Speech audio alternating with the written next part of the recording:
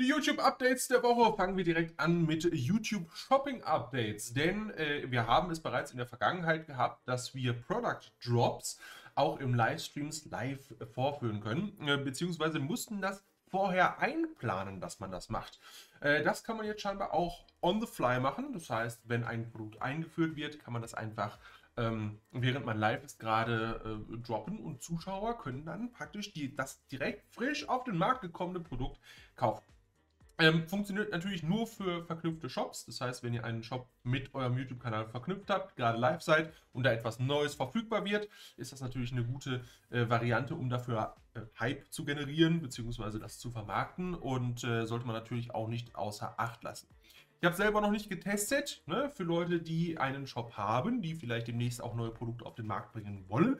Gerne mal bei mir melden, dann können wir uns das zusammen angucken. Dann kann ich euch das vielleicht hier auch nochmal in einem entsprechenden Video oder zumindest in einem Short zeigen, wie das genau funktioniert. Gut, machen wir weiter mit Analytics. Membership Analytics, um genauer zu sein. Und zwar haben wir hier neue Karten, die uns angezeigt werden. Zum einen haben wir da die Total Members, also die Gesamtzahl der Member, wie sie sich im Laufe der Zeit so verhält.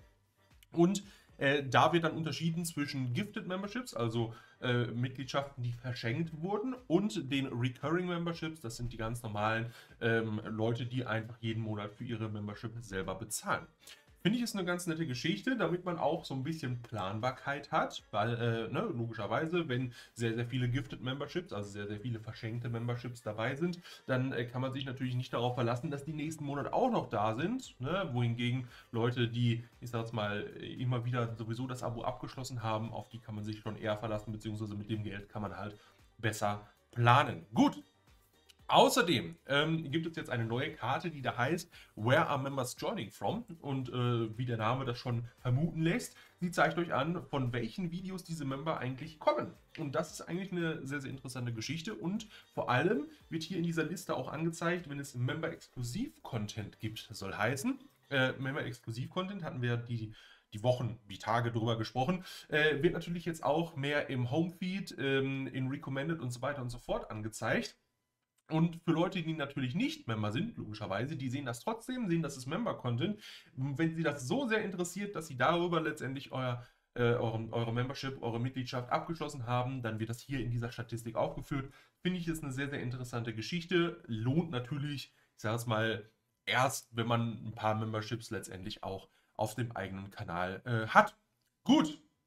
Dann die letzte Analytics-Karte, die dazu kommt. Gründe, warum Mitgliedschaften aufgehoben wurden. Auch das gab es bereits als Beta. Das kommt jetzt in den, ich sag's mal, in die öffentliche Benutzung rein. Ist eine ganz nette Geschichte. Jedes Mal, wenn man eine Mitgliedschaft beendet auf YouTube, wird natürlich der User gefragt, hey, warum beendest du gerade die Mitgliedschaft? Kann man beantworten, muss man aber nicht beantworten. Ist eine optionale Geschichte. Ist aber tatsächlich mal interessant reinzuschauen, wenn man einige Mitgliedschaften hat, die beendet wurden in einem bestimmten Zeitraum, dann auch zu schauen, warum die Mitgliedschaft aufgehoben wurde.